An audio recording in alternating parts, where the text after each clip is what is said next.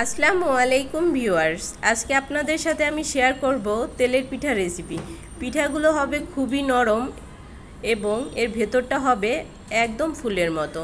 তো পিঠা বানানোর জন্য যে সমস্ত উপকরণ লাগবে সেগুলো আমি এখানে নিয়ে নিয়েছি। এখানে আমি 1 কাপ ময়দা নিয়ে নিয়েছি, হাফ কাপ সুজি, হাফ কাপ চিনি এবং নিয়েছি স্বাদ মতো লবণ।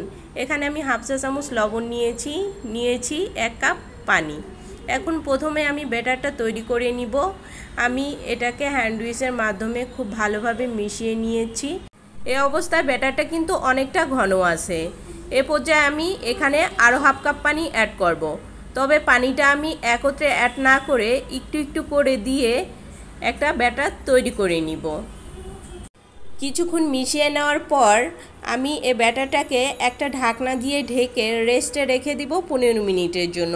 আর এই 15 মিনিটের মধ্যেই কিন্তু ব্যাটারের মধ্যে যে আমি সুজিটা ব্যবহার করেছিলাম সেই সুজিটা ফুটে অনেকটা ঘন হয়ে গেছে। এখন আমি যে হাফ কাপ পানি নিয়েছিলাম বাকি পানিটা আমি একটু একটু করে অ্যাড করব এবং পারফেক্ট একটা ব্যাটার তৈরি করে নিব। পরবর্তীতে যে আমি হাফ কাপ পানি নিয়েছিলাম সেখান থেকে কিন্তু আরও 2 টেবিল চামচের মতো পানি রয়ে গেছে। আমি এখানে একটা চামচের সাহায্যে দেখিয়ে দিচ্ছি ব্যাটারের ঘনত্বটা।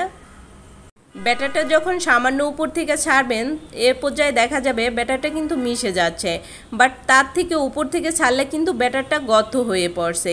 এতেই বোঝা যাবে ব্যাটারটা পারফেক্ট হয়েছে। পানি যতটুকুই লাগুক না কেন পিঠার ব্যাটারটা কিন্তু এরকমই হতে হবে, তাহলেই কিন্তু আপনাদের পিঠাটা পারফেক্ট হবে। পিঠা ভাজার জন্য আমি ছোট একটা লোহার কড়াই নিয়েছি এবং এতে পর্যাপ্ত পরিমাণে তেল দিয়ে গরম করে নিয়েছি।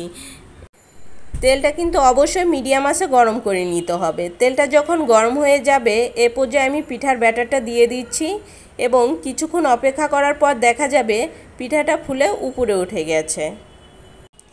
এরপরে আমি পিঠাটা কিছুক্ষণ ভাজা হওয়ার পরে পিঠাটা উল্টে দিচ্ছি। পিঠাটা উল্টে দিয়ে অপর পাশেও আমি ভেজে নিচ্ছি। আপনারা আপনাদের মন মতো কালার করে ভেজে নিতে পারেন। আমি এর থেকে বেশি কালার করব না, তাই এখন উঠিয়ে নিচ্ছি। এভাবে আমি একটা একটা করে সমস্ত পিঠাগুলো ভেজে নিব। আমি যেভাবে ব্যাটারটা তৈরি করেছি আপনারা যদি আমার রেসিপিটি ফলো করে ব্যাটারটা তৈরি করেন তাহলে আপনাদের পিঠাগুলোও কিন্তু এভাবেই ফুলে উঠবে এবং প্রত্যেকটা পিঠাই কিন্তু ফুলবে। চালের গুঁড়ি, আটা, ময়দা, সুজি যাই নেন না কেন ব্যাটারের ঘনত্বটা যদি পারফেক্ট হয় তাহলে প্রতিটা পিঠাই কিন্তু সুন্দরভাবে ফুলবে। চেষ্টা করেছি সঠিকভাবে তৈরি করে দেখানোর জন্য। ভিডিওটা যদি ভালো লাগে অবশ্যই একটা লাইক করবেন, কমেন্ট করে জানাবেন এবং আমাকে সাপোর্ট করার জন্য আমার চ্যানেলটি প্লিজ সাবস্ক্রাইব করবেন। আল্লাহ হাফেজ।